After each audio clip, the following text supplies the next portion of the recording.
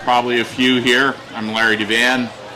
I'm here representing the Museum and Hall of Fame, and I want to welcome you this evening to the Great American Weekend. And everything's been beautiful so far. Weather's cooperated, racing's been good.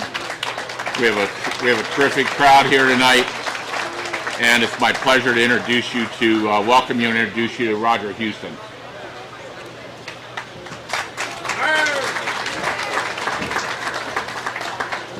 Good evening, and welcome to the night when we honor our sport's best and brightest.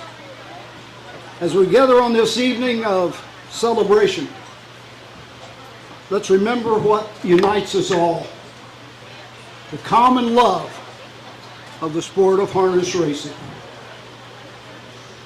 We're here to rejoice together in our own victories and those of our fellow horsemen and women. The losses are lighter, and the joys are magnified as we work together to make it easier on long days and nights of the lives that we lead. We remember those with us now and those that have gone before, who were at our side as we labored toward milestones celebrated tonight.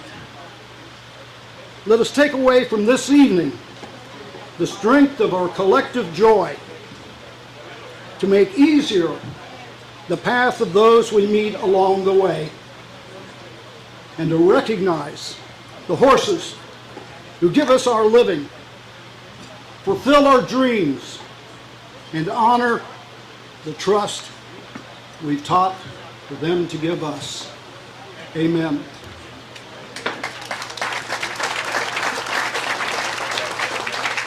Now, may we have, please, a moment of silence for those in our sport who have passed since we last gathered here, especially Jack Ball, Margareta Juanillas-Kleber, Ted Wing, and Dave Brower.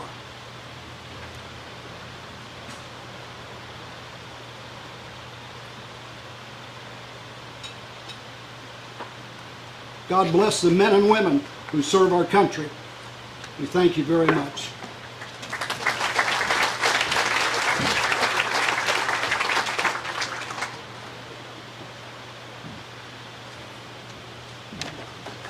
Thank you, Roger. On behalf of the Hall of Fame trustees and staff, we would like to thank all in attendance for their support and commitment to this great institution and its importance to the industry. I hope everyone enjoyed tonight's food offerings, and now ask that you refrain from conversation and give tonight's honorees the respect they deserve. Tonight, we will start with the Harness Racing Museum has long enjoyed the support of the Monticello Goshen chapter of the United States Harness Riders Association, and this year is no exception. Representing the chapter is Sean Wiles and Chris Tully to present their very generous contribution to the museum, accepting our Larry DeVan and Museum Director Janet Terhune.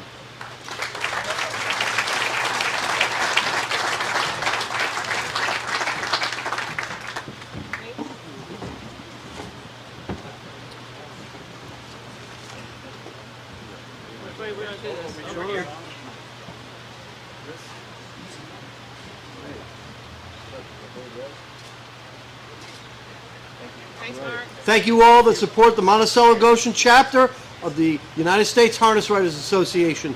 We appreciate your advertising and your continued presence at our banquets. Thank you. Yeah, you guys are the best. Larry, don't go.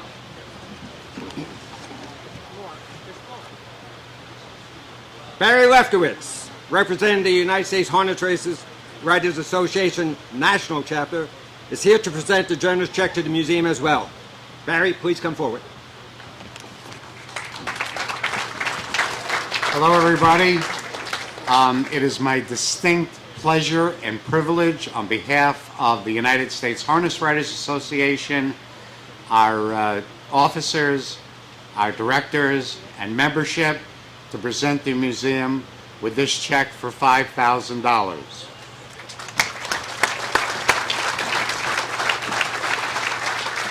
Thank you, Barry. So much appreciated. Thank you. Thank you.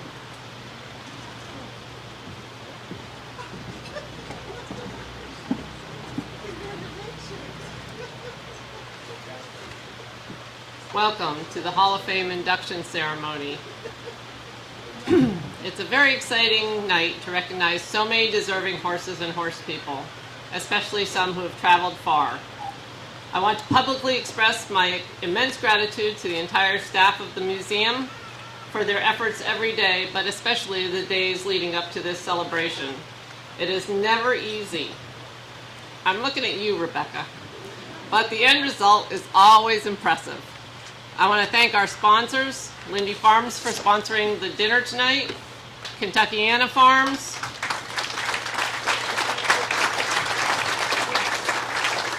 for sponsoring our beautiful awards, Preferred Equine Marketing for sponsoring the flowers, and VDLT, Alterity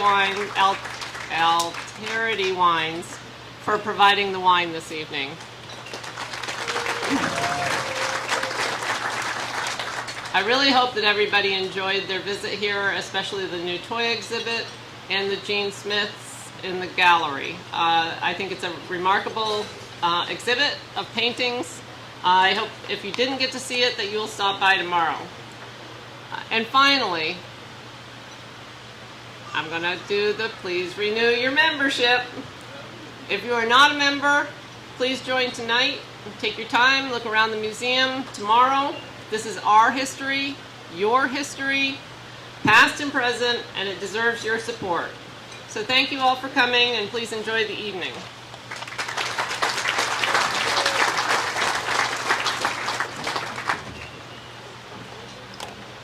Every year, the Restoration Raffle raises money for the care and conservation treatment of art and artifacts within the museum's collection. Last year's raffle financed the new Gene Smith exhibit in the lobby. If you have not yet purchased your chance to win one of the great prizes donated to this event, please see Rebecca Howard inside Houghton Hall to get your last-minute tickets. Please stop by as you leave tonight to see if you are a winner. Casino Night. Also a reminder that the Hamiltonian charity Casino Night at Meadowlands Racetrack in East Rutherford, New Jersey, will be on Friday, August 4th, the night before the Hamiltonian. You can buy your tickets online at the Standardbred Retirement Foundation's website, adoptahorse.com. This popular event benefits the Harness Racing Museum and the Standardbred Retirement Foundation. Tickets include an open bar, dinner, dessert, music, and casino chips to play table games. For more information, please speak to John Mayo of the Harness Racing Museum. At this time, I'd like to call back Larry DeVan to bring out Harness Racing Museum's Horse of the Year Award.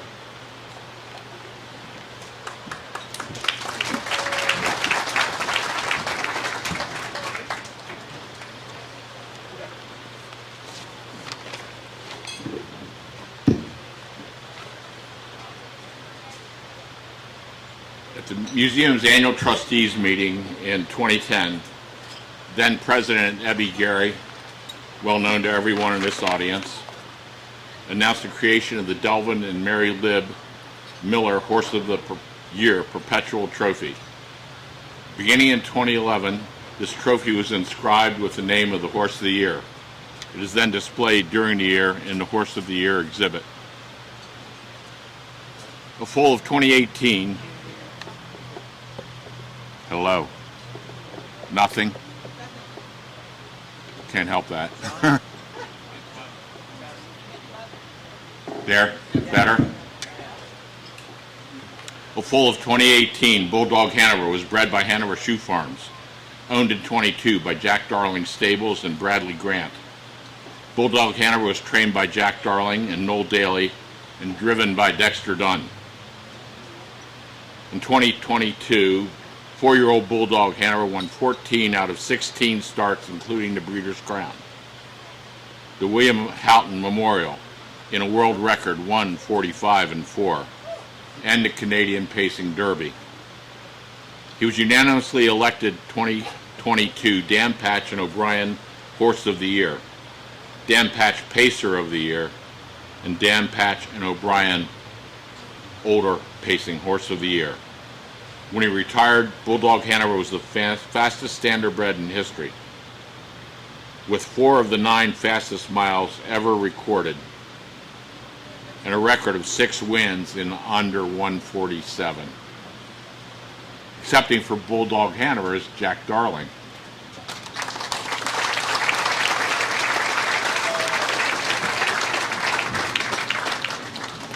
Jack, thank you. Yeah, pleased to meet you.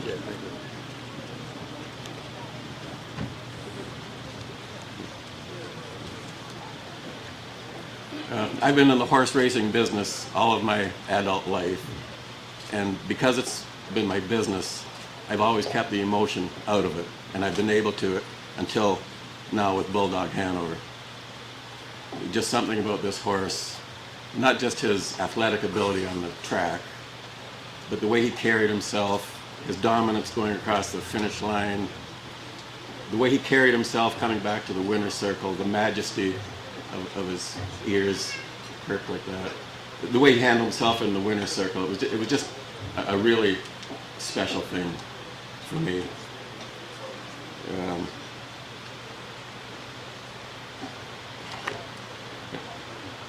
And so it really makes me feel good that the fans appreciated this horse as much as I did. And the fact that he's the first horse to be unanimously voted in as Horse of the Year, it just shows that it's a testament to him and what kind of an effect he had on people. So on behalf of Bulldog Hanover, I thank everybody for this award.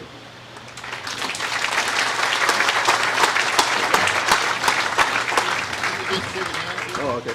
Looking for the trophy. There is one. Oh, okay. Got it. All right, thank you. Congratulations, Jack. Thank you. Okay, that's good. Thank you.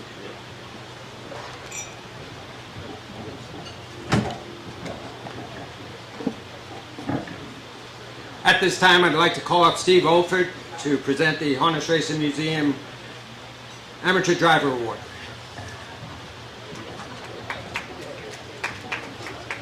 Oh, thank you.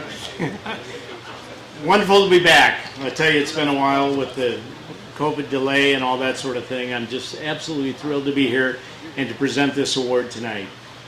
Before I start, I just want to put in my usual plug for amateur driving. You know, those that are involved in the racetracks out there, we so appreciate the ability to come out as non-professional racers and race at these tremendous racetracks. Amateur driving has never been stronger. You know, we're racing at almost every racetrack in the country. We're raising money for charities. We're raising money for the museum. And it's just a great opportunity for those that normally maybe wouldn't be able to do that and come out and race with us. And as I've said before, anybody that has any questions, wants to come out and race, I strongly encourage you to do that, which is exactly what our 2023 winner, Charlie Longo, did. Charlie started out as a follower of harness racing. He went to the races as a kid. He grew up in New York City and came out, fell in love with the sport, and through, I think, a lot of coaxing and other things, showed up in my world in 2012 at the USTA Drivers Clinic at Mark Ford's farm. And he came in, he had never sat behind a horse before, and it's like, okay, here are the lines. We had double-seated jog carts that thankfully for the USTA provided, and he exhibited his love for harness racing. So he showed up, drove the horses, showed that he wanted to be able to come out and race, and exhibited an incredible desire to actually want to do that.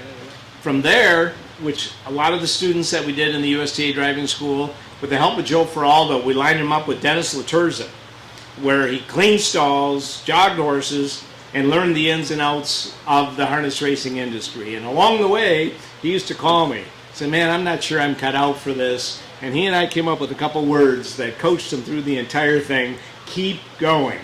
And I tell him, keep going. You'll be fine. Keep track of your jog miles. My mantra with the students at the USTA driving school, jog 1,000 miles, train a horse 100 miles, get 100 training miles, and then go behind the car. And if you can handle it and you're not afraid, you're ready to go. And Charlie did that. And so it was a bit of a visual for him, and we got him through it, and he did it. He went through the qualifiers, he raced at the fairs. I think he had a couple horses run off the track. He made breaks. I mean, he went through the entire process, which was absolutely wonderful. And he made it out the other end. So now he's racing with us. He got his pari-mutuel license and made it through and qualified as the Museum Amateur Driver of the Year. And along the way, he did a few other things, which a lot of the students of the USTA driving school did. And that is, he started a partial ownership organization in which you could participate as a minority partner in horses called Winner's Circle Racing. And then he started a second one called Diamond Racing. Diamond Racing. So together they're just under 50 horses combined. He's brought owners into the sport. He's out there racing with us. He raced yesterday with us here at Goshen. We had a great time. The 2023 Amateur Driver of the Year for the Harness Racing Hall of Fame and Museum, Charlie Longo.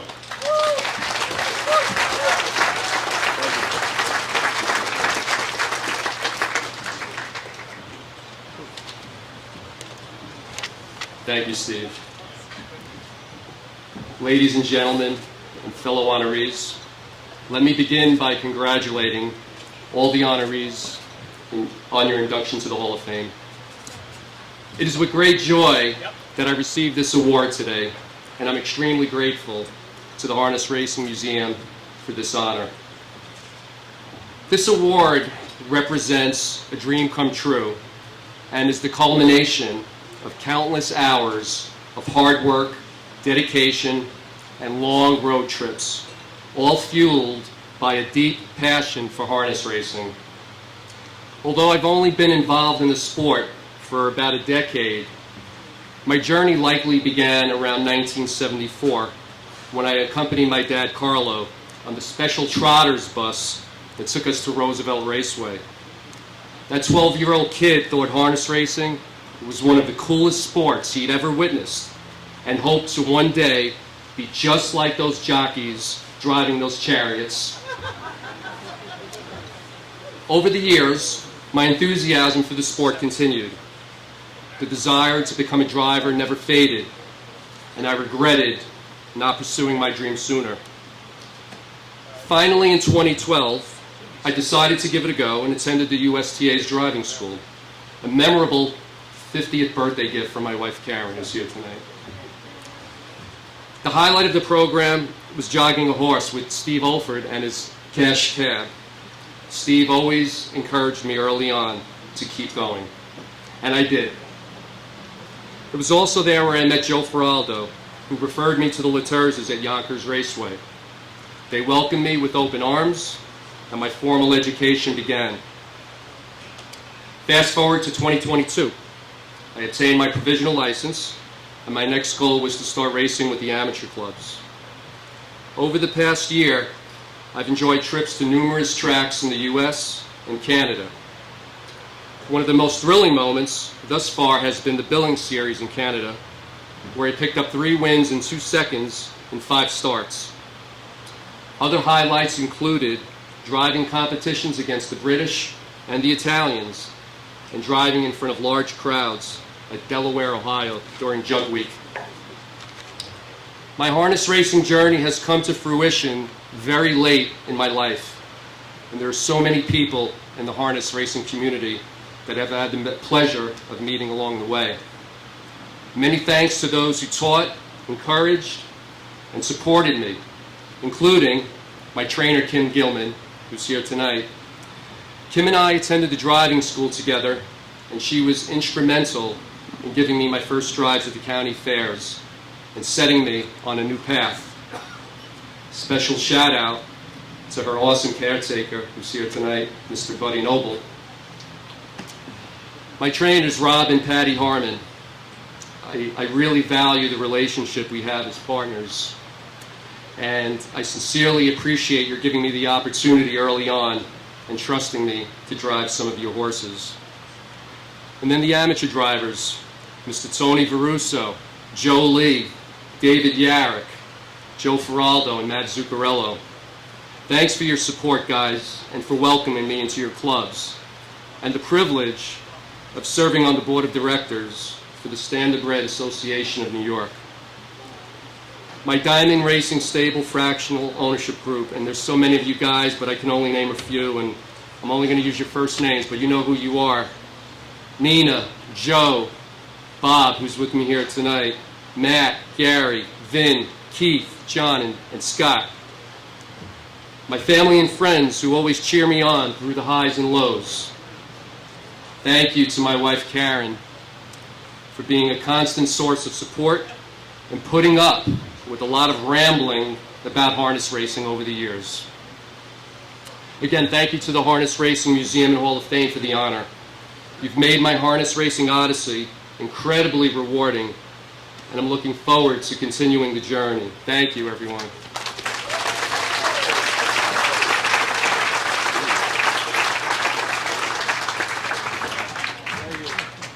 Pretty sweet. Thanks,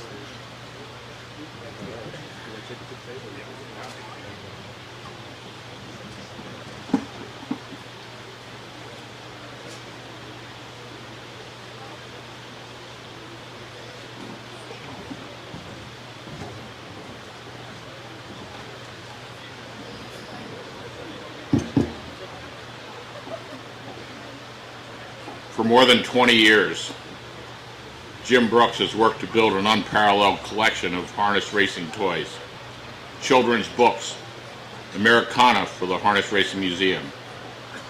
He has coordinated the funding for the brand new exhibit that showcases toy memorabilia to entertain, educate museum visitors of all ages. Jim has remained a steadfast member since 1987. And we're all lucky to have him as part of the harness racing community.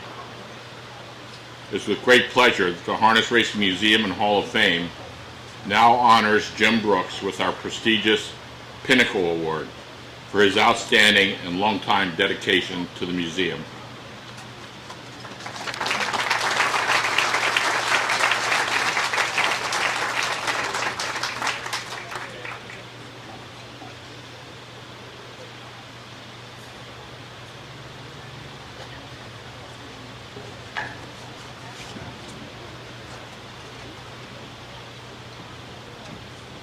Jim, nice to meet you. I've heard so much about you. I'm glad to have you here. Glad to be here. Congratulations. Thank you. 5 minutes to go over 23 years. Close to the mic. 5 minutes to go over 23 years in the making, but it's been a pleasure all the way. I'm delighted to be here amongst all of you, and humbled by the award that I'm receiving this evening. A few little things that I jotted down to try to be interesting and be who I am. I've convinced myself that a well-known sentence that we've all heard from time to time, thoroughbred racing, the sport of kings. I believe I added this second part of it, and then God created harness racing for the rest of us.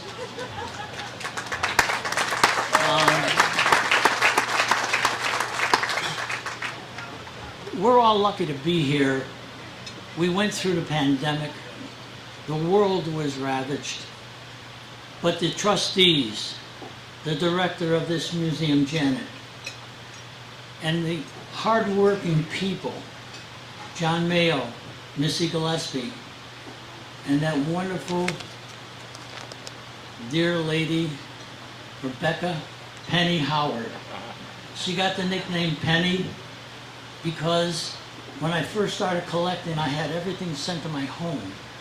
Well, eventually I realized one thing.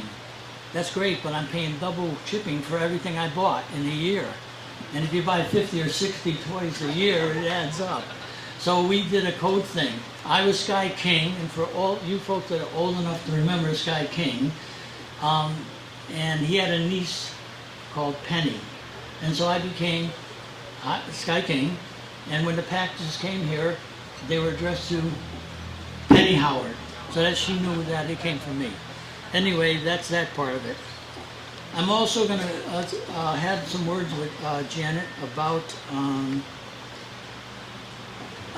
we're going to change the name from the Jim Brooks Americana collection, featuring the Colloidus Brooks children books and games. And that, I want to make it clear, none of this is about me. The collection hopefully will bring in a different demographic. It'll bring parents, bringing kids. The Lego people their children may come here. Because if you haven't seen that exhibit that these people work tirelessly at, you're missing something. So be sure to visit the children's collection, and it's going to get even bigger.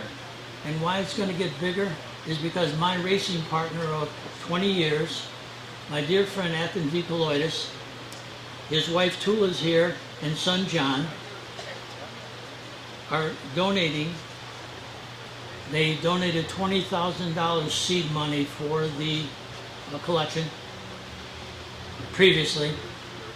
And I guess if we put that money in the bank, John, by now, it took 23 years to go, there'd be a lot more in the bank for that. But the family will donate $30,000. The exhibit will be renamed the Brooks Colloidus Americana Collection. So I'd like to take and acknowledge that for the Colloidus family.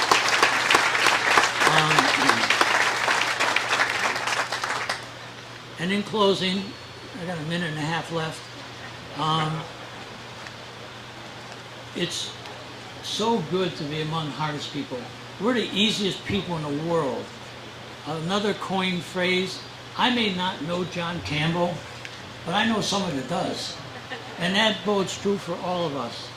So, simply put, as a kid from Oakville, Connecticut, I finally got here, and I'm very fortunate to be honored. And I thank you all so much from the bottom of my heart. And my son, Jim Brooks. I love you, boy. That's it. Yep.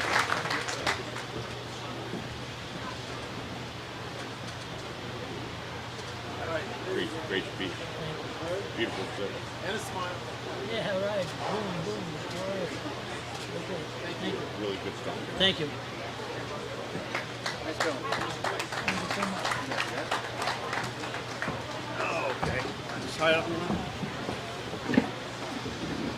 Now for the Living Horse Hall of Fame.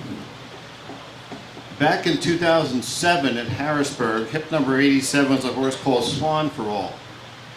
112 hip numbers later, a horse by the name of Muscle Hill sold. Muscle Hill raced 21 times, 20 times the winner. Swan for All was 9 for 11. You probably would have had a tough time betting that Swan for All would wind up with a horse of the year, but not Muscle Hill. And that's what happened with our first Living Horse Hall of Fame member, Hannelore Hanover. Bred by Hanover Shoe Farm, winner 46 of 87 starts, lifetime, 6 years of racing, hit the board 71 times, earned over $3 million. Her racing career, she was owned by the Burke Stable, Weaver Buscemi, Frank Baldacchino, and the J&T Stables. 2 of those 26 Jerry Silva Breeders' Crown winners came with her. It was driven primarily by Hall of Famer Yannick Gingras. A 2-time Breeders' Crown winner, 2-time Older Trotting Mare of the Year, and 2017 Horse of the Year, Hannelore Hanover trotted the fastest mile ever by a mare in history at the time, winning in 49-2 at the Red Mile. She's currently owned where she was bred, Hanover Shoe Farms. Accepting for Hannelore Hanover is the #1 earning driver or trainer in harness racing history. Welcome, Ron Burke.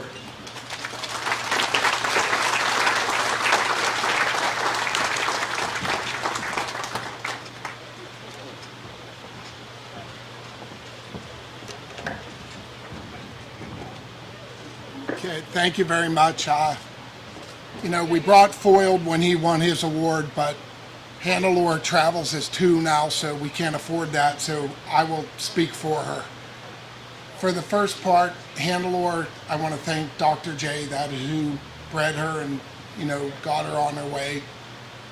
Then, as a 2- and 3-year-old, she was managed by Ricky and Jamie McCumber of our barn, who helped her probably achieve things that we wouldn't if me and Yannick would have been in charge at 2 and 3.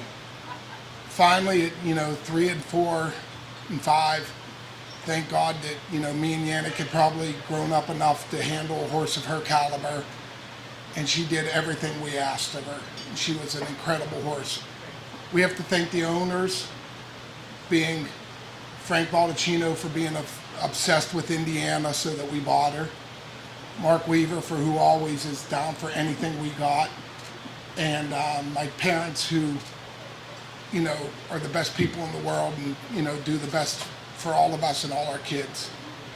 Also, we'd like to thank Jerry and Teresa Silva for joining in, so making sure that no trophy would ever be unclaimed. And after that, you know, her career ends with that Hanover, back where she belongs, you know, and she was great to us. We think the world of her, and thank you very much.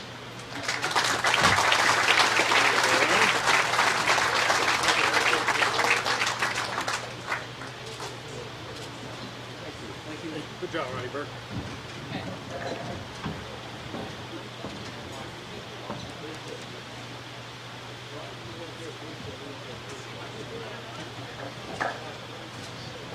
Man, he's tall. We're going to segue a little bit and go on to the Living Horse Hall of Fame Broodmares. We have 2 inductees tonight. Our first one is quite a unique story. My Little Dragon. What makes My Little Dragon so unique is that she met the criteria to be inducted into the Hall of Fame as a race mare as well as a broodmare. Tonight we recognize her as a broodmare. Bred by White Birch Farm of Allentown, New Jersey, 3-time Breeders' Crown winner and world champion pacing mare, My Little Dragon was a foal of 2003. I'm going to speak briefly about her racing because she did have such a great career as a race mare as well. At 2, she was undefeated season, ending with a win in the Breeders' Crown and being named 2-year-old Pacing Filly of the Year. As a 3-year-old, she again won the Breeders' Crown on her way to earning just shy of $900,000. At 4, she won in 1:48 and 1, the fastest mile by a pacing mare at the time. And at 5, she again won the Breeders' Crown and was named Age Pacing Mare of the Year. Now, as a broodmare, the offspring of that qualified My Little Dragon for the Hall of Fame are 2017 O'Brien 2-year-old Pacing Colt of the Year, Stay Hungry, winner of the 2017 Breeders' Crown and 2018 Messenger and Cane Pace, and 2022 Dan Parrott 3-year-old Pacing Filly of the Year, Treacherous Dragon, winner of the 2022 Breeders' Crown, Fan Hanover, and Jughead.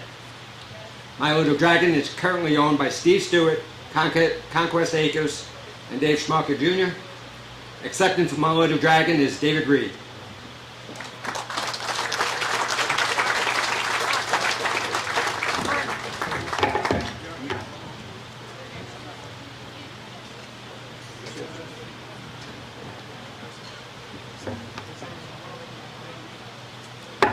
Good evening, everyone.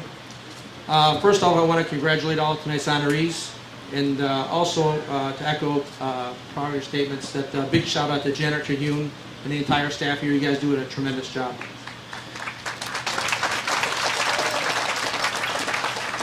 As Mark previously mentioned, My Little Dragon was bred and raised by White Birch Farm in the Parisi family, and Preferred Equine was very fortunate to represent her first 8 offspring at public auction under the White Birch banner, and including the great Stay Hungry and Treacherous Dragon, who are, you know, obviously great horses. At the farm dispersal in 2019, she was smartly acquired by the current owner, Steve and Cindy Stewart's Hunterdon Farm. On my last visit to Kentucky just a month ago, Steve asked me that I could accept this award on their behalf, and wanted me to recognize the original breeder and everyone that was responsible for her upbringing and racing career, and know that she's in good hands at Hunterdon Farm. So on behalf of Steve and Cindy Stewart, Hunterdon's Farm, just want to say thank you.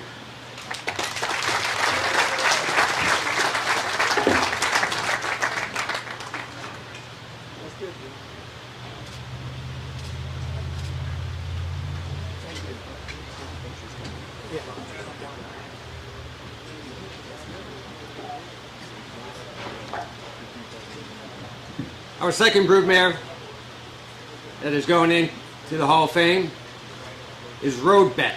Roadbet is a foal of 2010, bred by Winback Farm.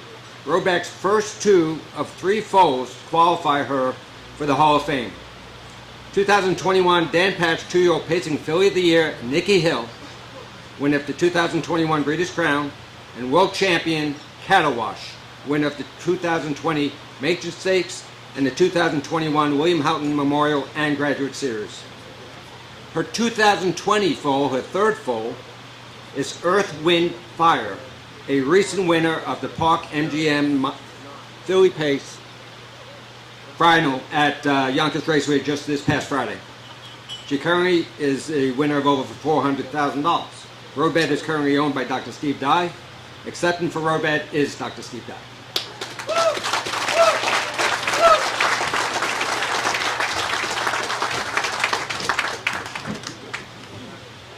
Well, I just want to thank the Hall of Fame, and certainly it's a real privilege to be up here accepting an award for Roadbet. I want to thank my farm crew for the great job they do with helping us raise the mares and foals. My brother and I are oftentimes working on racehorses, and my crew does a great job looking after those mares and foals for us. And I also would like to thank my wife, because I never really get the opportunity to do that. Thank you.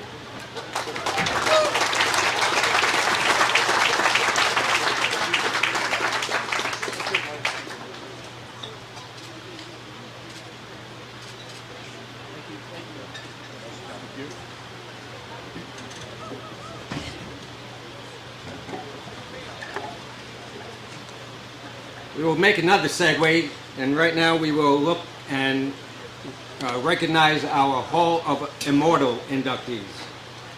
Our first inductee is Charlie Coleman. Charlie Coleman was one of the best known caretakers ever to use a rub rag, born in 1921 in Chester, South Carolina. During his career, Coleman took care of many brilliant performers and was known to everyone simply as Big Charlie. He was widely respected for his patient handling of horses. Coleman went to work for Hall of Fame immortal John F. Simpson Sr. when the two were teenagers, and he would be associated with the Simpson stable for his entire career, a career that spanned over 40 years. After serving in World War II, Coleman returned to South Carolina and soon went back to work for Simpson. Charlie Coleman was caretaker of 2 Hamiltonian winners, Triple Crown winner Ayers in 1964 and Timothy T. in 1970. 2 Little Brown Jug winners, Noble Adios in 1956 and Bullet Hanover in 1960, and 5 Kentucky Futurity winners, Ford Hanover in 1951, Ayers in 1964, Timothy T. in 1970, Waymaker in 1974, and Sugarcane Hanover in 1986. Sugarcane Hanover also won the 1986 and 1987 Breeders' Crowns and 1988 Marchadime's Trot while in Coleman's care. The Marchadime Trot in 1988 may be one of the greatest trotting races ever this sport ever had.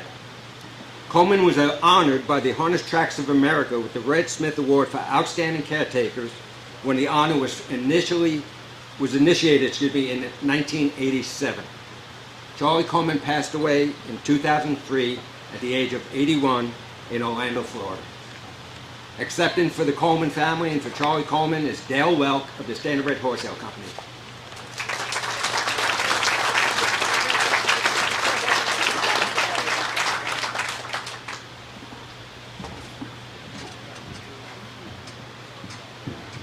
Thank you, and I'm very happy to accept this honoring Charlie. I had the privilege of working with Charlie at the Standardbred sale in the 70s as a teenager. John Simpson Sr., they owned what they called Hanover Horse Agency and always had a mixed sale consignment at Harrisburg. And John brought all the grooms from the stable to Harrisburg to work those, and I was very lucky to be able to work along with him too. I was grooming for Hanover at the time. Charlie was a super man. He was a horseman beyond belief, like Mark said. I've met quite a few, a lot of them in this room too. but he was exceptional. And I know he'd be very honored by what you've done for him. Thank you.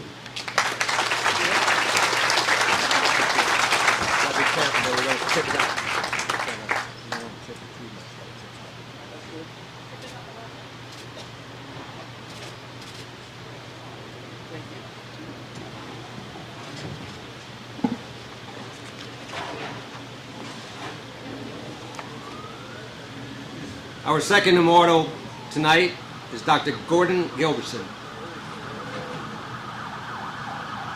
Must be Petrelli outside. With his extensive experience with both treating horses and as a veterinarian and training and driving harness horses, Dr. Gilbertson would revolutionize the standardbred racing industry when he invented the quick hitch. His idea changed the sport and it has become so commonplace. Gilbertson was born in Hagersville, Ontario in 1920. He graduated Doctor of Veterinary Medicine from the University of Guelph in 1944. In 1965, Gilbertson became the first track veterinarian at the then brand new Windsor Raceway. In addition to his private practice, he worked for the Ontario Racing Commission for many years and was closely allied with the Ontario Agricultural College. Throughout history, attaching a horse to a sulky involved using a thimble placed over the shaft ends and then wrapping straps around the straight portion of the shaft. Gilbertson felt there had to be a better and safer method to hook horses to the sulky or cart. He set about to bring his idea from theory to reality, fashioning a prototype from machined parts. In 1980, Gilbertson secured Canadian and United States patents on his new quick hitch, which would eventually be called the Rondo Quick Hitch. Top horsemen in Canada and the United States soon became converts to the new invention, and it continues to be the standard used at racetracks and training centers around the world. Dr. Gilbertson died in Stratford, Ontario in 2016 at the age of 95. He was inducted posthumously into the Canadian Harness Racing Hall of Fame the following year. Accepting for Dr. Gilbertson tonight is Hall of Famer John Campbell.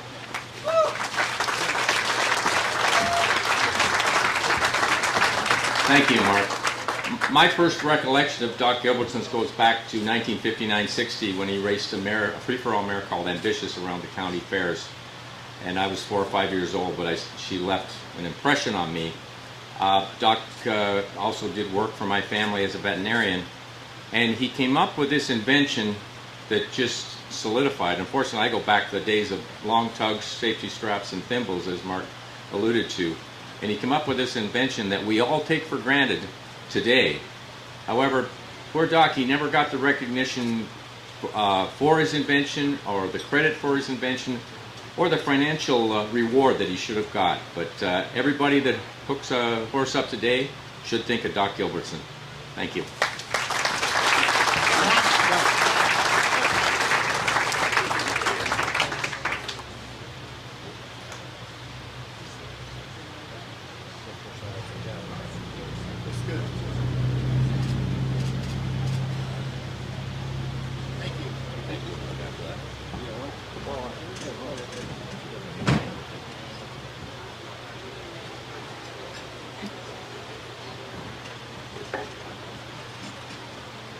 Our third immortal tonight is Ira Mallett. Ira Mallett was born in 1898 in Mount Orab, Ohio. And in the 1940s, he owned and raced harness horses in Illinois, Indiana, Michigan, and Ohio. At the racetrack, Mallett saw the need for a more precise race timing method which would eliminate the discrepancies found when using stopwatches. In 1949, the Visumatic Timer Company was established in Louisville, Kentucky, with Mallett as president of the firm. The original model of the Visumatic timer was an oval design similar in shape to a racetrack. A full-time crew of 8 was required to build the unit.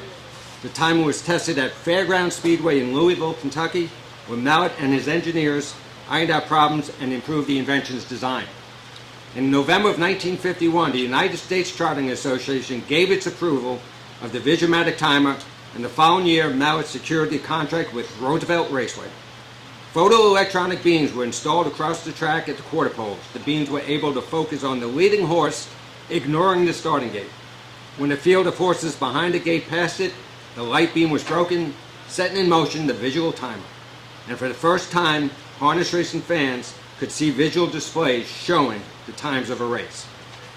The Roosevelt Initiative would prove that manual timing with a stopwatch could vary, and Mallet's Vigomatic timer created a more precise method of timing races. Ira Mallet died in Louisville, Kentucky in 1975. Accepting for Ira Mallet is his nephew, Tom Brady.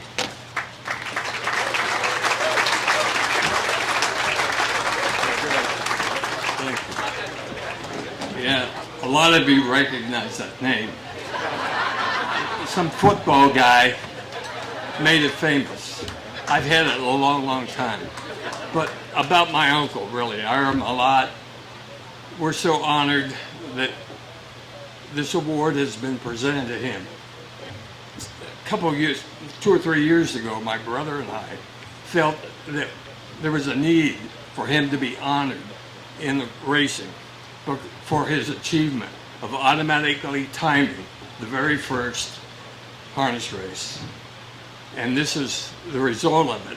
And we were very surprised at that because we had no idea this was even available at the time.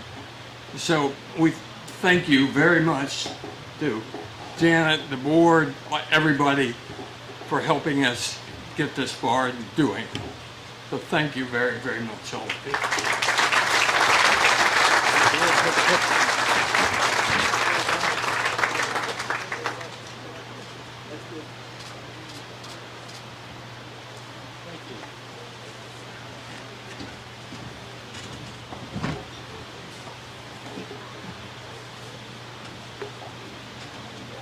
Our final immortal tonight is Margot Taylor. Margot Taylor was born in 1934 and was on the back of her first saddlebred at the age of 3. Her first venture into harness racing was as a writer and publicist for the Indiana County Fairs in 1953. Taylor first joined the Harness Horse Youth Foundation Board as a trustee in 1978.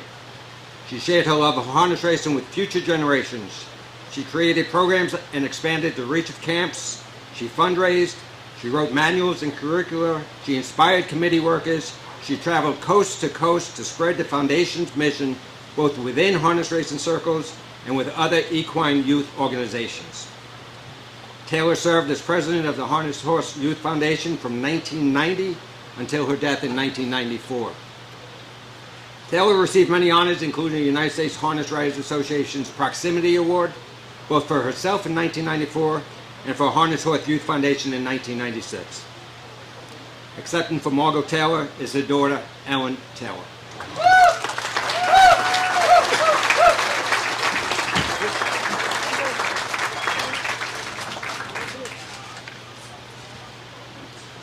On behalf of my mother's family, I sincerely thank those who spearheaded this honor, including Tom Charters, Callie Davies Gooch, and the selection committee.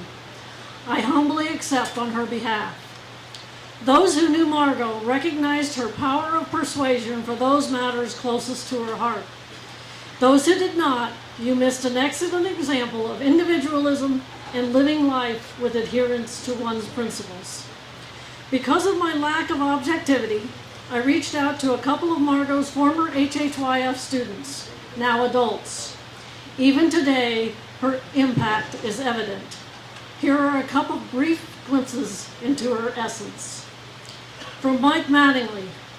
I attended one of the first Indiana camps when I was a kid, some 40 plus years ago. After meeting Margot, I instantly connected in sharing her fire for racing. Having not been born into the sport, she took me under her wing, gave me an avenue to learn more, and welcomed me and many others into the harness racing family. Margot not only taught me about the many aspects of harness racing, she instilled in me that hard work, integrity, and passion are essential components for both the sport and in life, and for that, I'm eternally grateful. Mike Williams shared, Margot taught me a lot about how to care for and teach horses. As I got older, I realized these lessons weren't just about horses. They were a mirror the way we should treat other people. Kindness and patience are keys to success, but sometimes a firm hand is necessary if you don't want to get stepped on. I close with an appropriate Margot-inspired challenge still ringing in my ears nearly 30 years after her death. Whatever your passion, give it life. Thank you.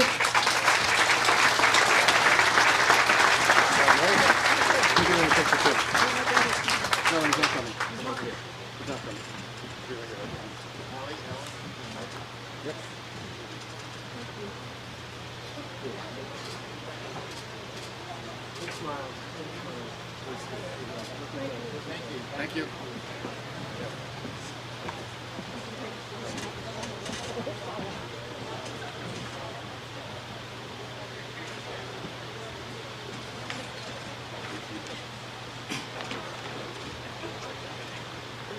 Our next two honorees actually are two Immortal Broodmares. Our first honoree is Adio Scarlet, bred by Max Hemp. Adio Scarlet, a foal of 1959, was the dam of 6 individual $100,000 winners, including 3 winners of $400,000 in the 1970s.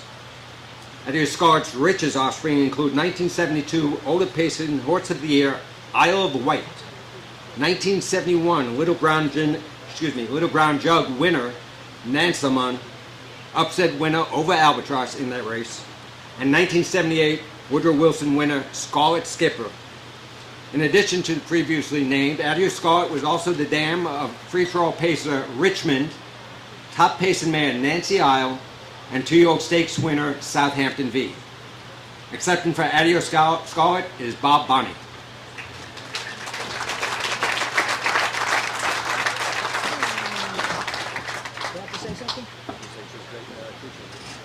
Thank you. She's a great mare that seems time sort of forgot, and it was very rewarding. Up like this? Okay. Adio Scarlet's a great broodmare from a different era, and it seemed that time sort of forgot her, and it's very rewarding to see her finally get into the Hall of Fame. Very, very rewarding. Thank you.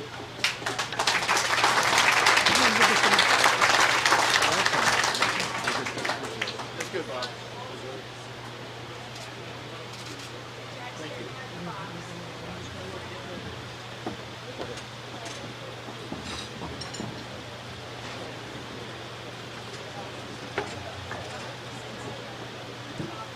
Our second Immortal Broodmare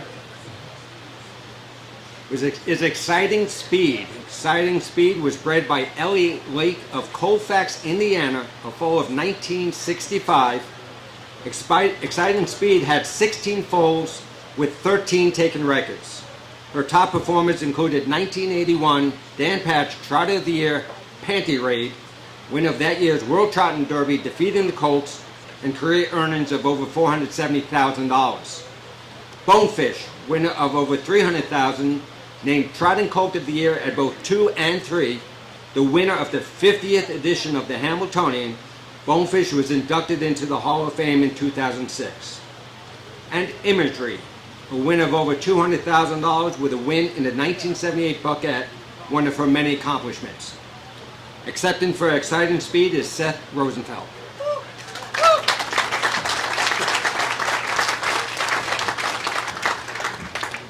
Thanks, Mark.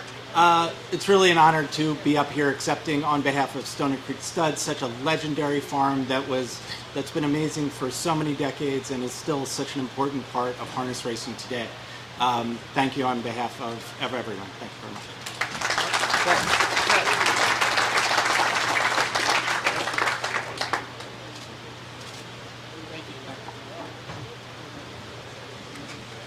At this time, I'd like to call Chris Tully up to the podium, and we will start tonight's 2 live auction items, 2 very impressive items that I hope raise a lot of money for the Hall of Fame.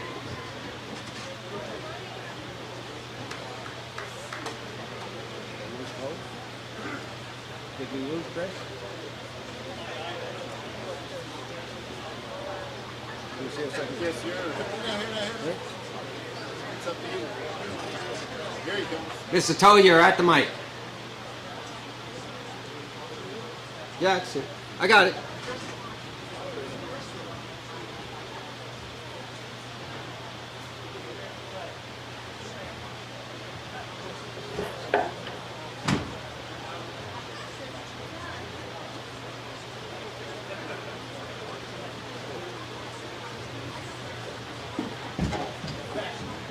Good evening, everybody.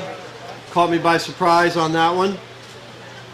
If you recall, last year we auctioned off a few key items, one of which was the general manager suite at Yankee Stadium for a game. We're going to do that again as well. It's a great suite that is good for any game this year. It's Brian Cash. No, it has to be agreed upon on any date this year, agreed by with the office. Okay, and we also have a round of golf at the Great Horse Golf Course in Hampden, Massachusetts. Am I saying that right? Hampden, right?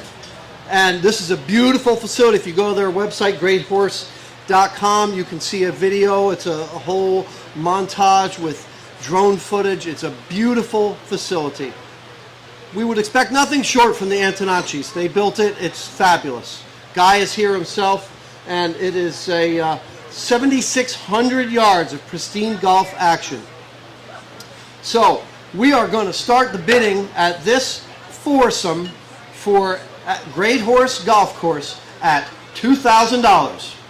Now, who's going to give me $2,000? $2,000. Do I have a bid here? Do I have any bid spotters to help? There we go. We got a bid in the back. Make it $2,500. We got $2,500. We got $2,000 over here. Looking for $2,500. $2,500. Do I have $2,500 to bid on this great golf outing? $2,500. Do I have another bid here?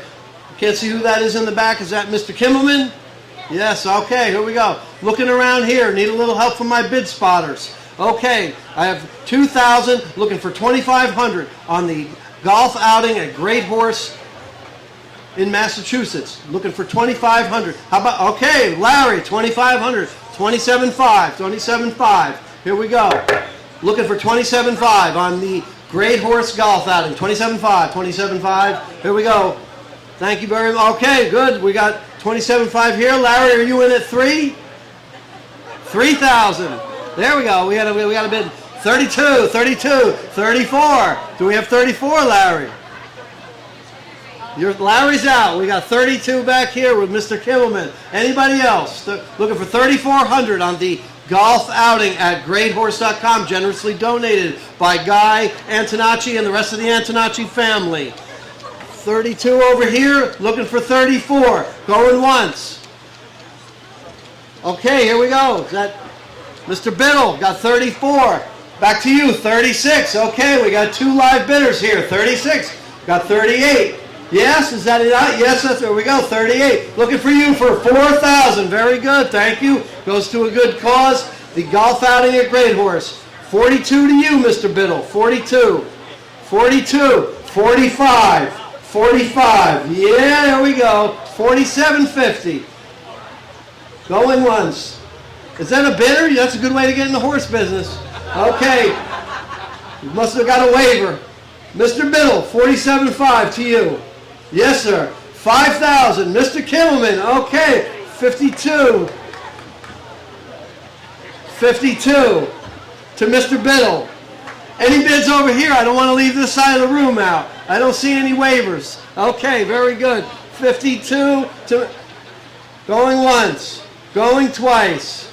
Mr. Kimmelman, $5,000. Thank you very much.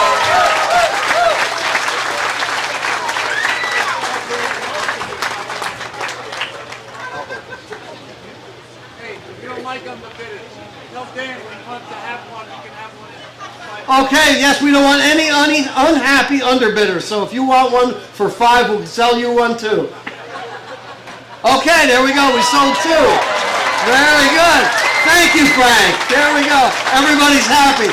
Hey, Dave, how come we can't do that at a horse auction? Very good. Thank you very much. The Antonacci family. Give them a round of applause, please. Okay, so we've satisfied the golf fans in the crowd. Now, if baseball is more your thing, then our second item will be a home run. We have 6 tickets in the general manager's suite at Yankee Stadium. These seats are not available to the public, and tickets are redeemable only to tonight's successful bidder. Fully catered with indoor and outdoor seating and parking for 1 vehicle.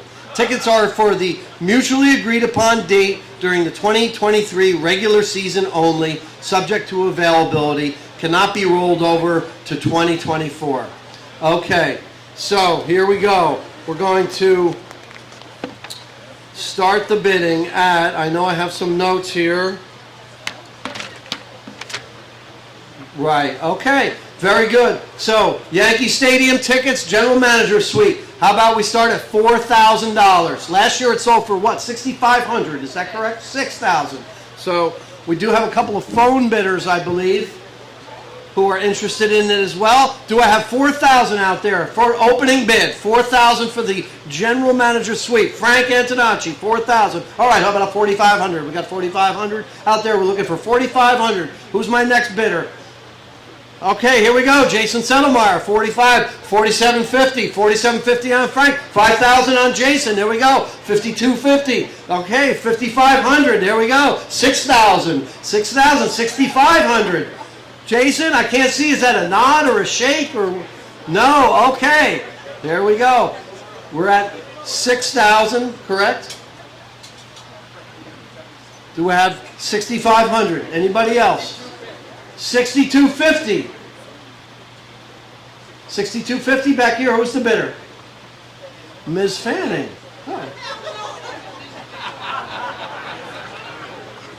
Oh, back behind you. Okay. So we got, you're out, Frank. The bid is now 6,500. Yes, 6,500. Do I have 6,750 over here? Yes, 7,000, 7,000, 75, 75. Do I have 75 back here? Is that Frank? 8,000. Here we go. 8,500. 10,000 American dollars. Whoa. Starting out strong, ending out strong. Here we go. That would be 11,000 to you, sir. 11, 12, okay. Do we have 12,000? 12,000, 13 to you. Oh, we got 13. We got 12 here. How about 13 in the back?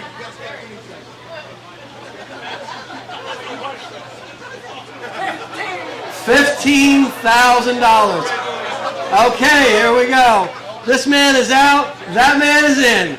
Okay, going once, going twice. $15,000. Thank you very much.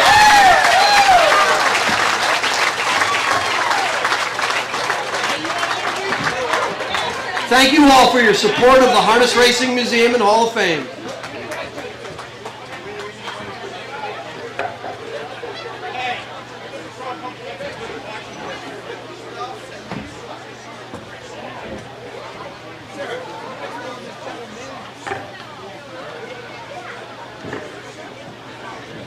It's time now for us to look at the Living Horse Hall of Fame. You know, it's not easy to be born the same year as Always Be Mickey and make almost $5 million in your career, but the following horse did it. McWicked.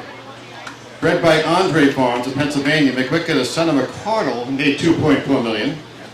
Recorded 40 wins, finished on the board 82 of 110 starts, 7 years of racing. During his most successful racing season, McWicked was owned by Ed James and SSG Stables, trained by Casey Coleman, and driven primarily by Brian Sears and Dave Miller. A lifetime winner of just over $4.9 million, with a record of 46-2, Brian Sears' fastest ever winning drive, set as a 7-year-old. McWicked became the oldest horse to top North America's single-season money-winning list with earnings over $1.5 million. He's winner of 2 Breeders' Crowns. In 2018, voted the Dan Patch and O'Brien Horse of the Year. Accepting for McWicked is a 3-time jug-winning trainer and the youngest member of the top 25 earning trainers in history, Casey Coleman.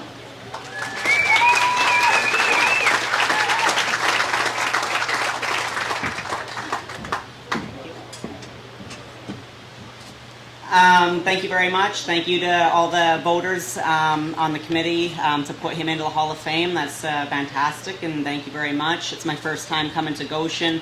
Never been in the Hall of Fame here, and it's pretty cool. It's very, very cool in there, so that was a neat treat. And I wish Ed James could have been here today. This is obviously his award, SSG Stables. He just turned 92 just a few days ago. He would have loved to be here. He was at the Canadian Hall of Fame for the horse last year, and he loved it, but but he's actually not doing the best right now, and he just simply couldn't make it. But he, being 92, I don't even know what age he got in the business, but he's had horses since forever. And to have a horse like McWicked, he put a lot of money and time into this game to get a horse like him. I got the chance to train him. He was nice enough to let me have a chance to train the horse. And I got to thank all my staff with McWicked, his grooms through the year. Jeffrey Kemp had him the majority of the time. Tyler, I can never pronounce his last name, but he had him for a long time. My assistant trainers with him, Andrew Harris, Anthony Beaton, Mark McKinnon. Obviously the drivers, Brian Sears and David Miller, did the majority of the drive down McWicked, so I definitely got to thank them. And everybody. And I want to thank, too, I saw one of his blacksmiths here today. Somewhere you're here, Tim, but Tim Cable helped keep him going. Jeff Boyd was one of his blacksmiths. Wayne Krause, Jared Kelly, sorry. And anybody that knew any of the press on McWicked. I never had that many horses with bad foot problems, thank God, but he had a bad quarter crack his entire life, and I fought it non-stop. And there was many times, one of my biggest wins with him was the Canadian Payson Derby. If we would have had eliminations, McWicked was not racing. He literally could not walk the week of the eliminations. He was so lame. We got him fixed up in time. They went straight to the final, and he ended up winning the Canadian Payson Derby, which was one of my big bucket list races to win. And that horse had so much heart. I had to race with one bar shoe on that night. I've never done that. And I remember Dave Miller looking down when we were walking out of the paddock, and he was kind of looking at me like, "What are you doing, kid?" And I said, "Don't worry about it. He'll be fine." But we had no choice. He had to race with one bar shoe on that night, and he got the job done and won. So anyways, thank you for putting him in. Thank you for all the staff. I hope I didn't leave anybody out that's been behind McWicked's career, but he was just a fantastic horse. Every time I went behind the gate with him, I knew we had a very good chance to win, and a lot of times he did come out with the win. So thank you.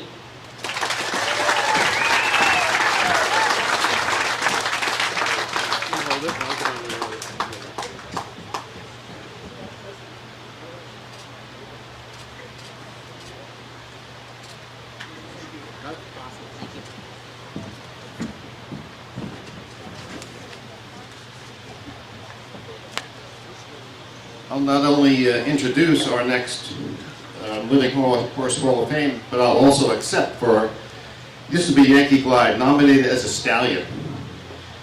Yankee Glide was a foal of 1994. That was the very year that the first of 3 Hambletonian winners by his sire, Valley Victory, happened with Victory Dream. After a Peter Horton winning $500,000 career, Yankee Glide became one of Valley Victory's most prolific siring sons. Only he and Muscles Yankee surpassed 100 million, and his average per starter over 93,000. There's only one horse in the last 40 years who has finished 1-2 in the Horse of the Year balloting. That's Yankee Glide in 2006, when Glide Master and Passionate Glide turned the trick. They also won the Hambletonian and Hambletonian Oaks that very year. Now remember, he goes in as a Stallion. Kentuckiana brought in November of 2001. And if you look at some of the horses that Yankee Glide had, some of the other names are 2-time Breeders' Crown winning Mystical Sunshine, Breeders' Crown winning, and 2 years, should say Hambletonian favorite Man and Many Missions, and Hambletonian runner-up Guccio. But maybe his biggest impact came with his daughters. That's right, daughters have produced 300 $100,000 winners, including the last horse ever to make $2 million in a year on the trot market share, $2.7 million earning Shake It Ferry, and a variety of others. No trotter, not named Yankee Glide, has ever sired a richer single-season Triple Crown winner than he did with Glide Master at $1.9 million. And the delicious irony of tonight is not lost on me. On the very night that Ken Warkentin is going into the Hall of Fame, so is his sire, Yankee Glide. Thank you.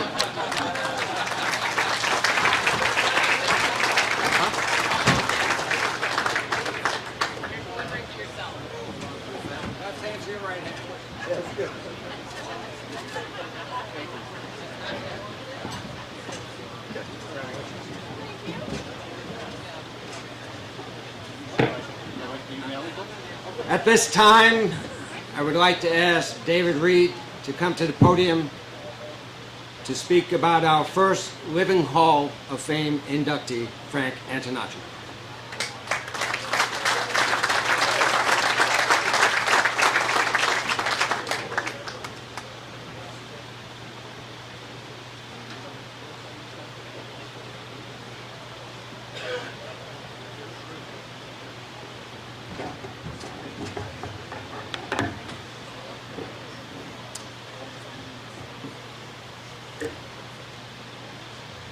So I've been extremely fortunate to know Frank the Elder and the Antonacci family since the late 1980s. During any long period of time, it would not be uncommon to see a change in any individual, entity, or organization. However, two things have remained constant with Frank the Elder over the past 35 years: his horses and his family. Even though we are inducting an individual this evening, it'll reach far and wide amongst his family, and a black type family that it is, built like a pyramid from the top down or the bottom up. He joins his father, the late Sonny Antonacci, and his cousin, the late Frank J. Antonacci, both inducted into this hall in 2000, along with a great moneymaker. Speaking of black type performers, Sonny Antonacci was a hell of a sire in both Frank the Elder and Jerry. But Sonny couldn't have done it alone. He had one strong and beautiful dam, his wife Mary Ann. Sonny also appears to be a sire of sires. Frank, along with his wife Rebecca, and Jerry with his wife Fran, have each sired 3 beautiful children. They're all here tonight, along with the next generation of the Antonacci family with the grandchildren in attendance. One could argue that Jerry should be sharing the stage tonight, as he's been long by the Elder's side throughout his journey. The Antonacci's family's commitment and contribution to this industry are without question. They have provided and shared resources, knowledge, opportunities that have allowed many individuals to become better people, not only in the horse business, but in the Connecticut community where they reside and beyond. And they even named the golf course, as you heard before, Great Horse. At this historical institution, with this individual inductee, you can see he possesses the same high quality attributes as the horses in this hall: class, pedigree, performance, and longevity. And he has human characteristics such as passionate, tough, hardworking, charitable, a visionary, mostly calm, but being a fierce competitor. It is well known that Frank the Elder has been deeply entrenched into harness racing for a long time. He served as a director of the USTA, member of the Hamiltonian Society, is trustee here at the Harness Racing Museum and Hall of Fame. He's an investor in the new Meadowlands Racetrack and a part owner of the historic Red Mile, all with his family. Never shy to think outside the box or express his views, his contributions have not been limited by borders or jurisdictions, as he actively breeds, buys, sells, trades, races horses around the globe, but creating a footprint that's broad and massive, but all the while promoting the sport of harness racing. His knowledge of pedigrees is deep, and it's evident by the successful breeding program at Lindy Farms, producing world champions and developing sires that have been impactful to the breed here and abroad via frozen semen. He has impacted the standardbred industry on so many levels, many times behind the scenes, over a long period of time, as many of you know in this room. Always an advocate to change for the better, think forwardly with new and progressive ideas. He's grounded, he remembers his roots and where he came from, and he's not afraid to remind others that as well at times, including myself. He is a sincere and caring individual that at the end of the day, he believes in the greater good of all, and he leads by example. He loves the sport of harness racing, and he's often said that the horse business has taken him to places he would never see, and he's met people that he would never have met without it. Horses like Moneymaker and the thoroughbred no nay never have proved it time and again. I consider myself extremely fortunate to be involved with Frank and the entire Antonacci family, not only on a professional partnership level, but as a friend. To all us that know him well enough to call him a friend, we're lucky. And for all those who don't, I'm sorry about your luck. I can assure you that his late parents, Sonny and Mary Ann, his wife Rebecca, his children Frank M., Chris, Philip, the entire Antonacci family, the staff at Lindy Farms, and the over 1,500 employees at USA Waste and Recycling are extremely proud of the person you are and what you have achieved. It is my privilege to introduce to you Frank, the elder Antonacci.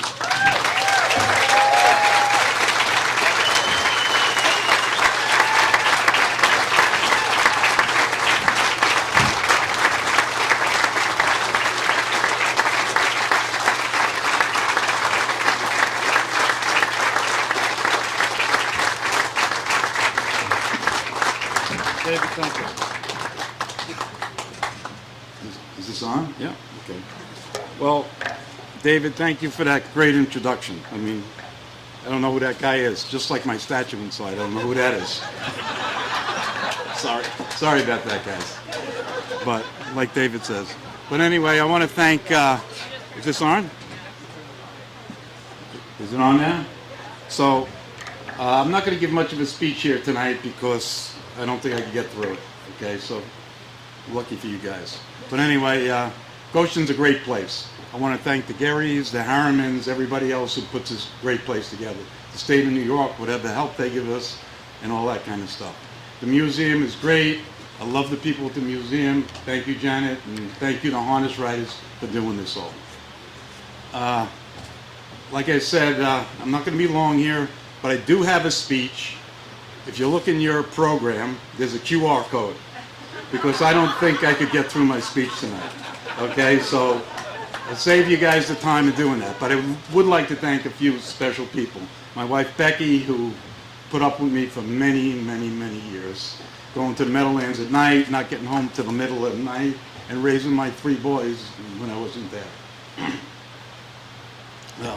I'd like to thank my 3 boys for the support and their interest in harness racing. I'd like to thank my brother Jerry, his wife Franny, and their 3 kids for helping us all out.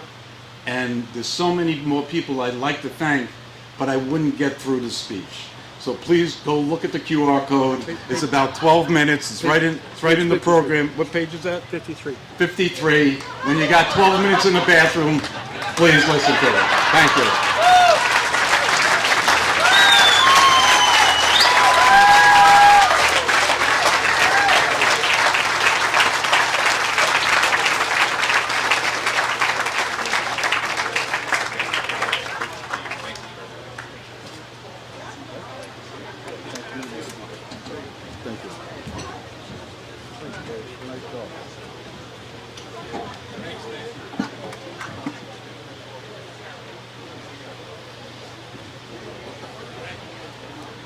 Okay, our second inductee into the Living Hall of Fame.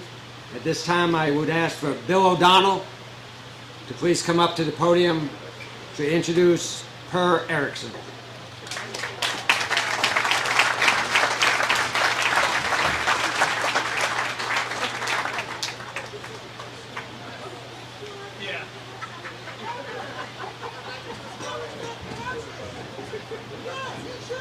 Good evening, everybody. Welcome.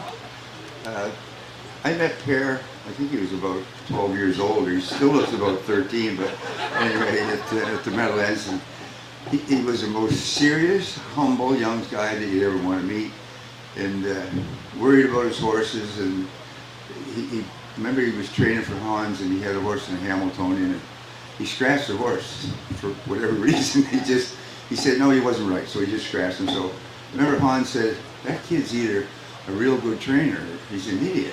He said, so I'm not sure which, but I think it was the next year Per that you had practice and he won the Hamiltonian. But with Hamiltonian, that week with practice, and he'd never done anything wrong in his life, I don't think, but he was, that afternoon, Hans came in and he said, "Is Per in there?" I said, "Yeah, he's in the back." So I went back and he was sleeping. So I said, "How could that man sleep, with $1.3 million on the line? He's got the favor of the race." And so I woke him up and he said, "I've been up all week. It's up to you now." So anyway, a great horseman, a great individual, great family man, and there's no better. So Per, welcome to the Hamilton, or to the Hall of Fame.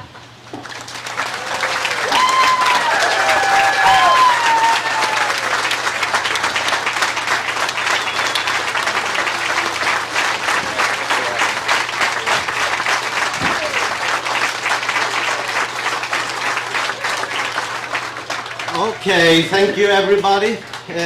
My QR code is on page 52. Thank you.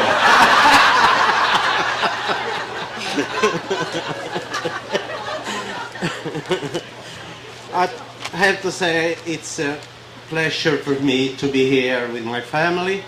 It's a big honor I'm honored to have to be elected into the Hall of Fame, and be here with our family means a lot. This adventure started for me in 1981. I was 20 years old when I first arrived in the States, and I was very fortunate for me to work for Søren and Jarnadine. I still think they are one of the greatest trainers ever. And to be around them and just train beside Søren and just see how he did it was everything for me. This is 4 people that really was important for Sweden stable. First of all, I had a partner. His name was Ingvar Gran, and he was starting the stable. I was young, and we got the chance to open this together. And I felt that I cannot do it alone. I was too young and I was too scared. And Ingvar said, "No, we do it together. We're going to be fine." Fortunately, he got very sick, and he kept himself alive. He had a long time sickness, and he passed away the day after practice in Hamilton. And it's the first important one. The second important one was Mr. Carl Dugan. He's a very good friend to us, and he helped me to run the business, knew how to run the business, and when the money was empty on my account, he put in his money so I can pay the bills, and he was like my second dad. And without him, I don't think we ever can make it. And then was 2 other owners, and there was Hans Engren. He provided us with nice horses, and another fellow was Jackie Hall from Kentucky. They provided us with very nice horses, so we can get a good start.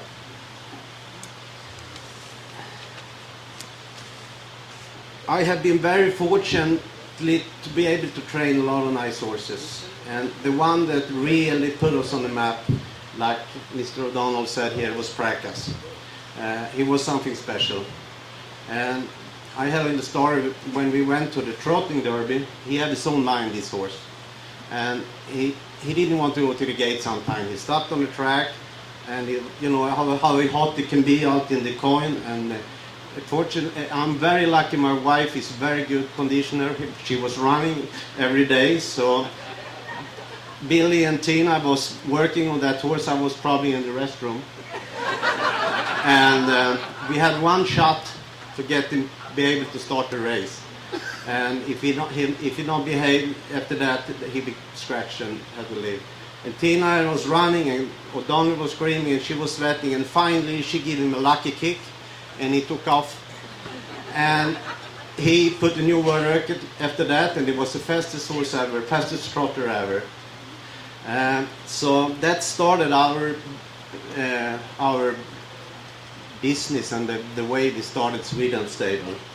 The second greatest horse I had was Giant Victory, and he was very nice. We had Jackie Moise. I think it was the first time he ever drew him, and I told him that he's not that fast out of the gate. I think he had 8 or 10 hole. He left out of the gate like never. He was the fastest horse ever, and he was just the strongest that day. And he had a little odd gait, but he took his finish line like it was nobody can catch him. And the third greatest horse great horse we had. We had a lot of great horses, but that was King Conch and Alf Palema. They were coupled up as a trainer couple, and King Conch was the favorite. Alf Palema, he was a real long shot. You know, he was just in the race because my owner, Mr. Bender, wanted me in the race. So Mickey McNichol was driving Alf Palema, and we had Sonny Persson driving King Conch. And when they get to the last turn, Alf Palema was sitting last, and King Conch was in the lead. And right at the wire, I was standing up at the driving room. When you woke up, there was a little cabinet file they had in the room on the left. And I was standing in that room and looked at the TV, and I saw a horse beat King Conch on the wire. And I got so mad, so I was kicking that file cabinet, so there was pieces. And just a minute later, I find out it was Alf Palema. I had no idea. So that's my three nicest horses. We had a lot of other nicest horses. We had Look at Victory, Credit Winner, Giant Victory, Giant Force, Giant Hit, so a lot of them. But that was the three really top three for the, and especially when you win the Hambletonian 3 times. Let's see here what we can do now. We had a lot of many owners over the years, and I want to mention a few. We had Jackie and Ted Givorch, and we had Steve Robbins, and they had all the giant horses. We had Giant Hit, Giant Force, Giant Chill, a lot of nice horses. We went to the sales and picked them out together. We had a lot of fun, right, Ted? And they were not really high-priced horses, but we really did our homework. I remember Steve Robbins, he had a lot of papers on his breeding on his computer, and we went around and looked at these horses, and we bought a lot of the nice horses. So we had a lot of fun, and I really appreciate that. We had other good owners. We had Mr. Levine, we had that own Look at Victory, Credit Winner, Dream of Joy, and we had Karl-Erik Bender and Margareta Wallenius and Marvin Katz, Sam and Al Liebfeld, and we had a lot of more good owners, to mention some. And we had a lot of good crews down the road. When you have a big stable, everything, the name of the game is you have to have a good crew, and we always had good people around there, Tina and I. And what I had to say, to mention some, is we had Thomas Anderson, Per Augustsson, Joe King, Jonas Cernesson, and they were second trainers, and some were grooms, and then I had the one that did a very nice job for us to keep our checkbook in order. It was Mr. Lynn King, sitting there. Without her, we probably never made it either, honestly. These 20 years in America has made me and to I am today. America is where my family was made, when our children was born. Dennis, Vanessa, Niklas, and Maria, and forever, Tina and I forever going to be very thankful for American harness racing, and this is a great honor for me to be Hall of Fame. Thank you very much, everybody.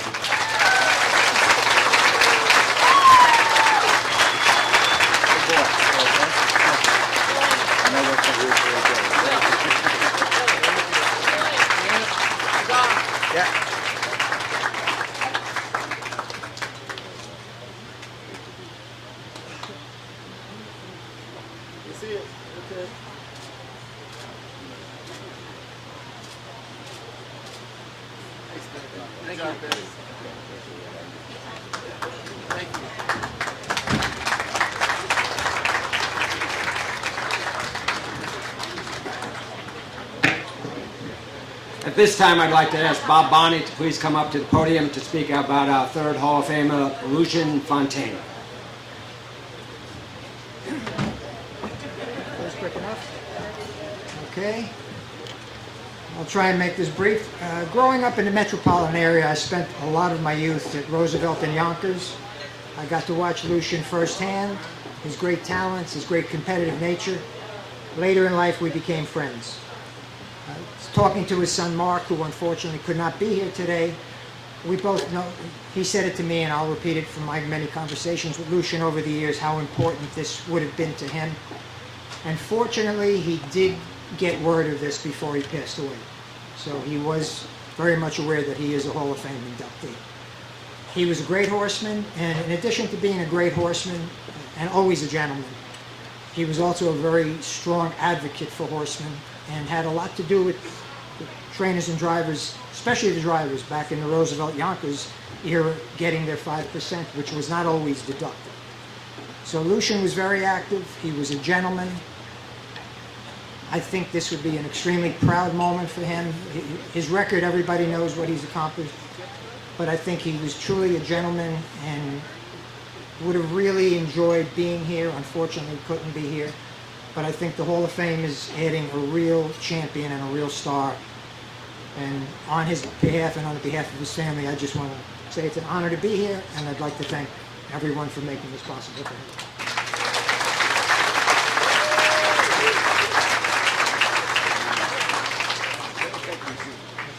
Any pictures or what? With no rain.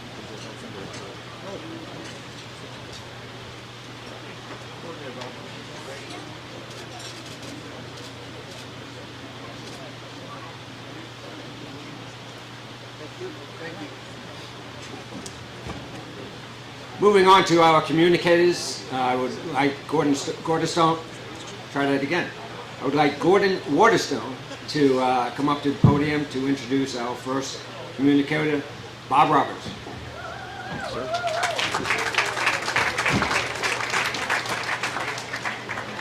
First, I'd like to congratulate all the honorees here tonight. It was great to see Pear again, Frankie from the Red Mile, and my longtime friend Ken Warkentin, and everybody else honored tonight. Thanks, Janet, for another great night. I'm up here to introduce Bob Roberts, Bob Railbert Roberts. No disrespect to anybody else, but if I had the power to design a racing rider, it'd be Bob Roberts. He's wit, he's clever, and you know, industry people, we read our own stories. You know, remember the Horseman and Fair world? You know, we'd read our own stories. But Bob's stories went out into the mainstream. And I believe harness racing should be indebted to somebody like that. And that's why it's a great honor to have him up here tonight. His cleverness showed early in his life. When he was in high school, he had a math project. And he was able to convince the teacher that a study of the Hialeah jockey standings fit the criteria for that math project. So we know that. I met Bob, it's hard to believe, 40 years ago, Bob, at Hazel Park. I was lucky in my previous career as PR director at Hazel Park that I had racing writers, Al Kaufman at Detroit News and Gene Guidi at the Free Press. And Gene and Bob were great friends. Bob came to Hazel Park one night, and since then Bob and I have become great friends. Gene passed away last year, but he knew that Bob had gotten in. And that's the only thing I regret, Bob, this year is that Gene, he would have been here when we do it, and I miss him. So it's a great honor once again to have Bob introduced now into the Hall of Fame, and I'd like to welcome him.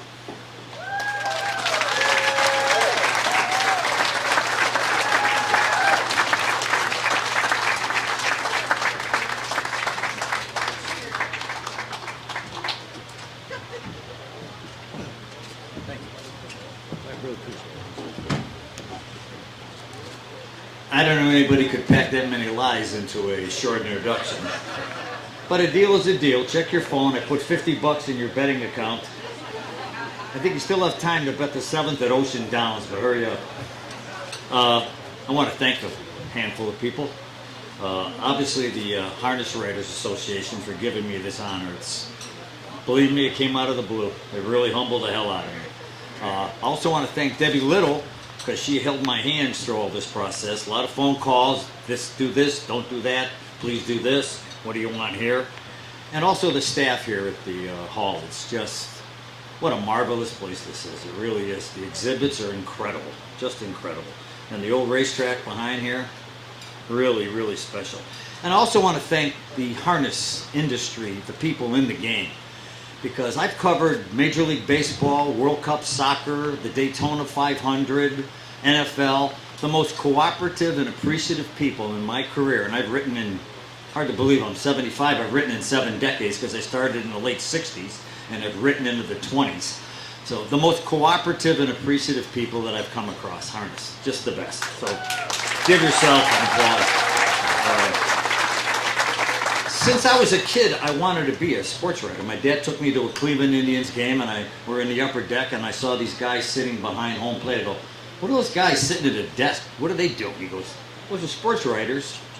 They're paid to be here. I go, that's it for me. I'm in. So, and I gravitated toward horse racing because there wasn't that much travel involved. Baseball writers are on the road 200 nights a year. I don't need that. So horse racing kept me close to home. And I grew up in a suburb of Cleveland called Willowick. And there was a guy on my street who was launching his career, and he was very successful. He says, kid, you want to cut my grass a couple times a week? I said, sure. I was like 13 years old. And then he came to me about a month or two later, says, I have a harness horse racing in Chicago. Him and his wife had no children. He says, would you like to come with my wife and I overnight? We'll go to the track, watch the horse race. I said, sure. So it was at Sportsman's Park. Sat at a table in the clubhouse, watched the horse pace. Came in second or third. He says, we're going to go back to the barn, give the horse a peppermint, and then we're going to go have a sandwich with the trainer driver. They talk about coming full circle. That trainer driver is right down the hall from where my plaque is in there. It was Joe O'Brien. And maybe some of you know the guy whose lawn I cut, because he went from being a horse owner and an amateur driver to a racing official. And I think he spent several years at the Meadowlands. Anybody know Don Latessa? That's whose lawn I cut. And he just passed away a couple years ago. He was 92 years old.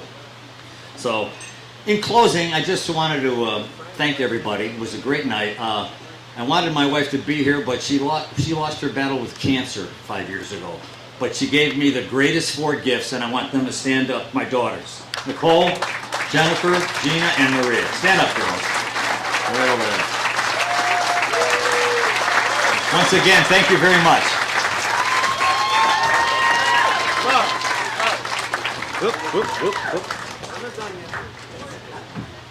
What do you got? I got a ring for you. Oh.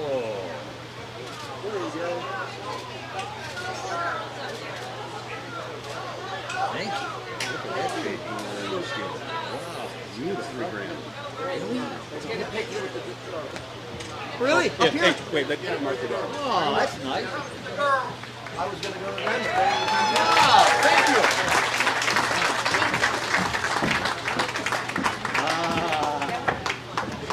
Put that in the middle here. Yeah, Dad. All right. Dad is there. I mean, ooh, nice breeze. Yeah. Close.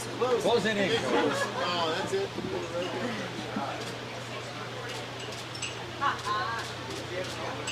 Wow. Thank you. Thank you.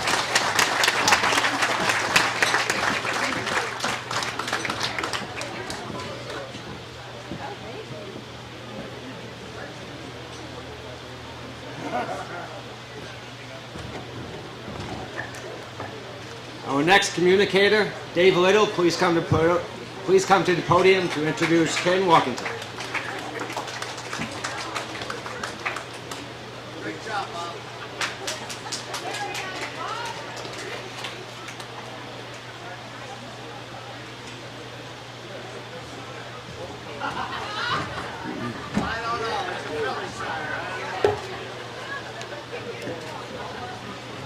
I first met Ken Warkentin when he and I worked together at the Meadowlands over 30 years ago. We spent every Wednesday evening together for 5 years, doing the show from 1995 to 99. And that's how our long friendship began. Now we work together again as part of the Racing from the Meadowlands team. You learn a lot about a guy working for him for that long. For example, he's a New Jersey Devils fan. Although I do remember him telling me years ago that he liked the Toronto Maple Leafs. But since they haven't won a cup in over 50 years, I can let that one slide. You know, Ken loves to play golf, and he's very good at it. At least I think he is. He's actually never told me his handicap. He's also one to enjoy a cold beverage after work.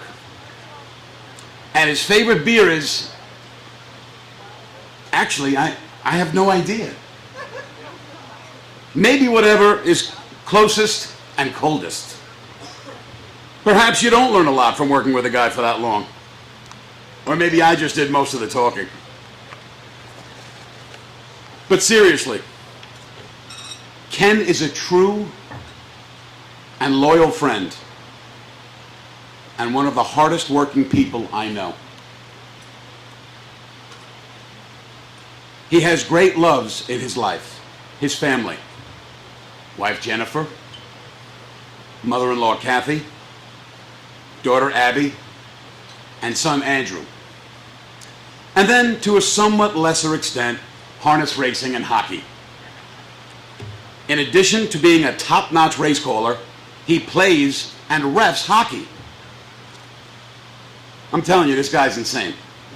After working Saturday night at the Meadowlands until nearly midnight, he'd get up at 6 a.m. the next morning to go ref 3 or 5 or 7 hockey games. I don't know how many.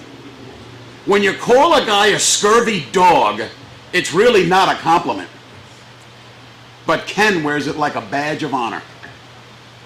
The Scurvy Dogs is the adult hockey league team that he plays for. People may have forgotten what a good, make that great broadcaster Ken is. Since after our good friend Sam McKee passed, Ken became the voice of the Meadowlands from the announcer's booth, not a broadcast set. But as it turns out, race calling was his calling. And he's one of the very best in the business. I mean, if he wasn't, why would we be here? He's the top guy at the top track in the world, but he still works every day to be better. He's a true perfectionist, and he's a student of the game. And each and every one of you in this room who listens to him knows that it shows. Ken has had many famous race calls, but the one he gave after Bulldog Hanover's world record still gives me chills. 1:45 and 4, there it is, the fastest mile in harness racing history.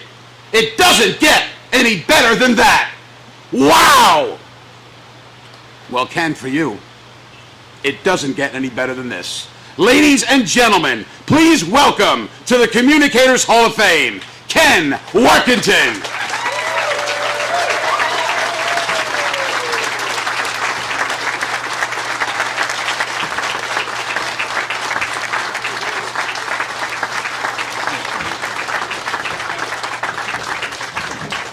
When I was 8, no, I'm just kidding. Good evening. This is indeed a great honor, and it ties a bow on a very fulfilling career that it's gone by way too fast. And to be symbolically reunited with Sam McKee and next year Dave Brower, it's surreal to be associated with so many distinguished honorees, people with a passion for the sport, a love of horses and racing itself. Congratulations to my fellow inductees in this class of 2023.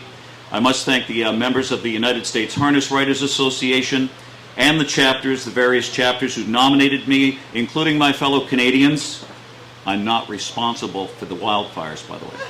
I have nothing to do, I think it was Jack Darling. The president of USHWA, Barry Lefkowitz, for a phone call I'll never forget, and Dave and Debbie Little for all their great work. I've been very fortunate to do what I enjoy for a living, to utilize and develop my skills in a fun and a very exciting sport with gallant horses, gifted and dedicated athletes, and to work with so many talented people who enjoy racing. I'm proud to have been able to work as a Canadian, an American citizen, and a New Jersey resident. It's been a privilege to represent the sport at the highest level, on major television networks, and to lend my voice to the greatest racetrack in the history of the sport. 32 years at the Meadowlands, still going strong, 23 Hambletonians, over 250,000 race calls, including Jack Darling, the fastest of all time. Allow me to acknowledge just some special people who inspired me, had an influence on me. The late Jim Lampman, who introduced me to announcing legends Earl Lennox and Jack Stevens. The late Charlie Juravinsky, who gave me my first real job at Flamborough Downs, after their announcer and my mentor, Wayne Reed, had opened the door for me. Eventually, I would start to follow the Meadowlands via videotape and satellite dish. Remember those? I discovered the right way to work on my craft, studied the master Tom Durkin. Jerry Connors, who led me to my first job as a publicity director at Northfield Park. Alan Gutterman, who took a chance and hired me at the Meadowlands. And all the tremendous talent at the Big M over the years. Bob Hollywood Hayden, Dave Johnson, John Bothy, Brad Thomas, Sam McKee, Dave Brower, Dave Little, Mike Farrell, Mike Sheehan, Larry Colmus, Bruce Beck, Gabe Pruitt, the great Big M TV crew, rising stars Jessica Otten, Andrew Shades Dembski, Edison Hatter. Can't leave out my agents, Rachel Ryan, Ron Trackman Goldman, Gary DeLeo, Erica Rich, Jeff Corral, and Jason Suttlemore for what they've accomplished at the new Meadowlands. There are so many more kind people to thank, and the list is endless. John Holmes, Jim Whalen, Harold Howe, Wally Hennessy, Gary Seibel, and George the King Anthony, and I can't leave out Joyce Molzon, who will always be in charge of announcers. Horsemen, owners, racing fans for their generous words, my great friends on Prince Edward Island, Canada, Lee Drake and Peter McPhee, Thane Arsenal, a tremendous team there. There's no better people to work with than at Red Shores, Charlottetown. I'm not sure if this is a long shot that came in for a kid who sat in the grandstand with a tape recorder, wasn't afraid to introduce himself to people, gave it everything he had to keep getting better, and still does. Shows up every night, paid his dues, worked his way up, and eventually had a chance to call some of the greatest races at the sport's greatest track. I think I'd call that a dream come true. And at last, but certainly not least, my parents who are no longer with us for their support and work ethic, my brother Mike in Toronto, my amazing family, my wife Jennifer, my daughter Abby, son Andrew, my mother-in-law Kathy, with a C, Fitzpatrick. Family is everything. And this is my Stanley Cup. I've always said for me, racing is a great gift. And the greatest gift of all is the very next race. So we're certainly looking forward to many, many more. Thank you.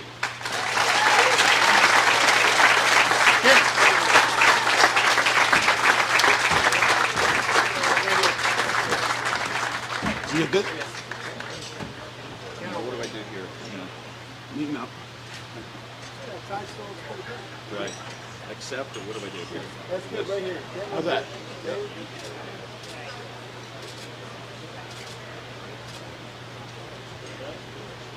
Congratulations. Your single shots? Stay, Dave. Yeah. Big M. Here, let's go. Here. Team Big M. Here we go. Here. Dave, right here.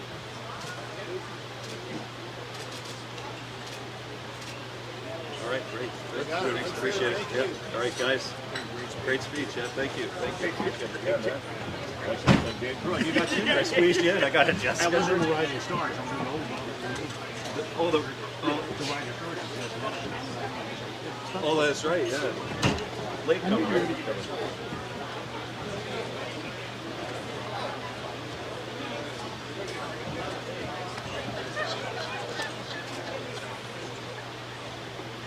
Many of you who are here tonight have been here for many, many years, and the Harness Racing Museum team this year changed the format somewhat, especially in terms of the food preparation.